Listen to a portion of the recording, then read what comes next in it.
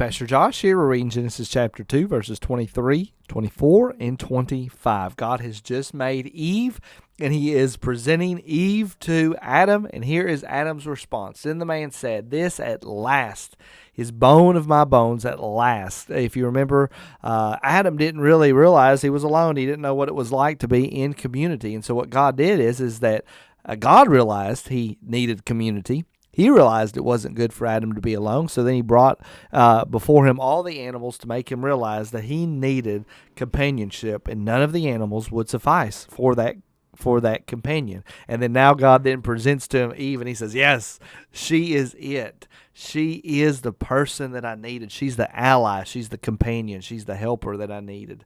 This at last is bone of my bones and flesh of my flesh. She shall be called woman because she was taken out of man.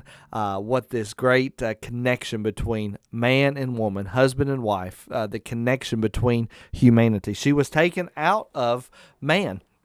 If you remember, God would have opened up Adam's side, removed a rib, and then formed Eve out of the ground using Adam's rib. And so that, of course, shows the connection. It's supposed to be coming back together in that deep connection. Male and females are complementary one to another. Husband and wife are complementary one to another. They come together to become a cohesive whole and unit. It's not that you're not like you're incomplete without a spouse. So of course that's not the case. You're not incomplete. You're a whole person in and of yourself.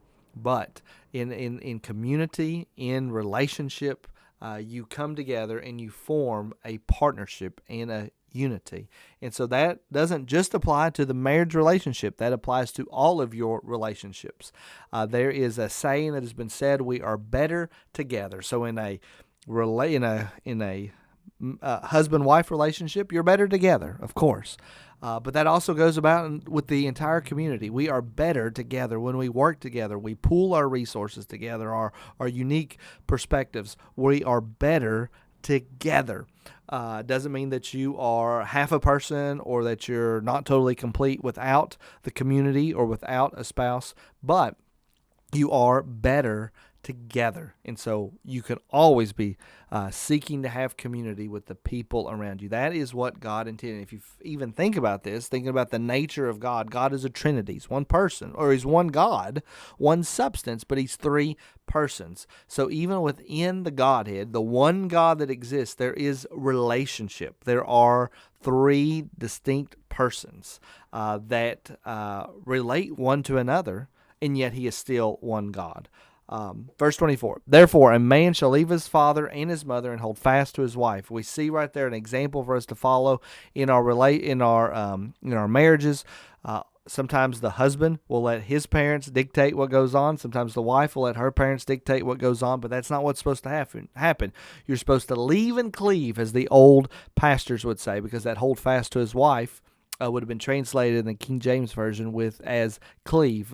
Shall leave his father and mother and cleave to his wife. And so you're to leave the old family, and you're supposed to cleave together and create a new one. So there's going to be old traditions that the husband did that aren't going to be done in the new family, and there's going to be traditions that the wife did. They're not going to be done into the new family. Coming together to create a new family, a new unit, and they shall become one flesh. I have that as an example, or as a promise to claim. There is that promise that when you are married, you become one flesh. You become united together. In fact, Jesus will even take this language, take this verse, when he is discussing marriage, and Jesus will say, hey, look, right here at this verse, what God has put together, let no man put asunder. Let no man divide. Let no man separate. If God has put them together, don't separate. And so that's why we need to be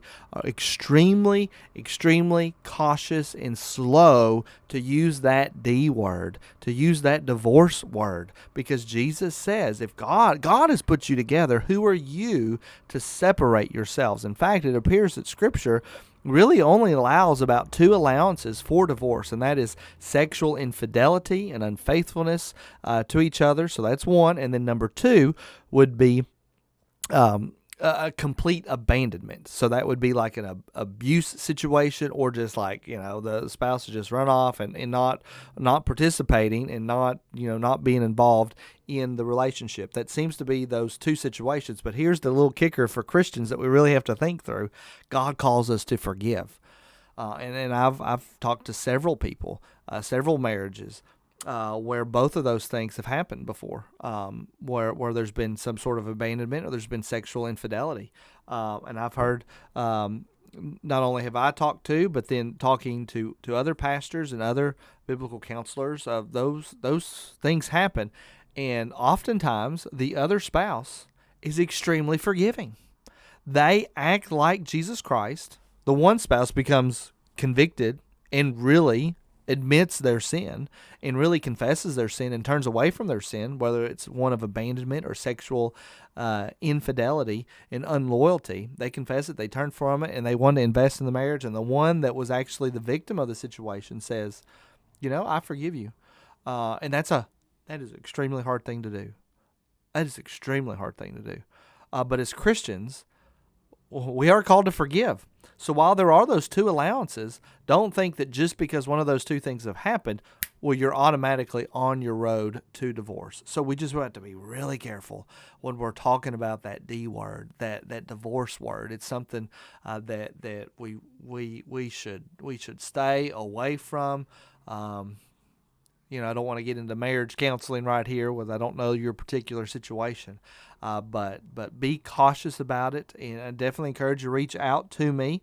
I may not be able to help you, but I could, and you may not want me to help you, but I could point you with some people that could counsel with you and help you out. So God has put us together, so don't let that marriage relationship be severed so easily. What God has put together, let no man put asunder, and they shall become one flesh. And the man and his wife were both naked and were not ashamed. It's the husband and wife relationship that there is the most vulnerability. Of course, right here we see this is the innocence of Adam and Eve. They're innocent. They've not sinned against God. It's all great.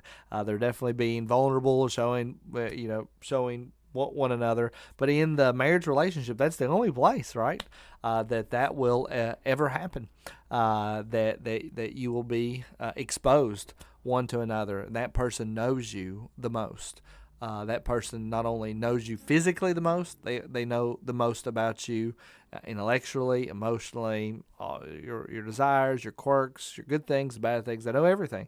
And that is ultimately what that relationship is there for the husband and their wife, to be exposed one to another and to experience the most intimate relationship that God has given us to have as far as human relationships to have. Pray that has been a blessing to you all. I'll see you in the next video. I think y'all gonna hang out with me a little bit longer. Here we go. Bye-bye.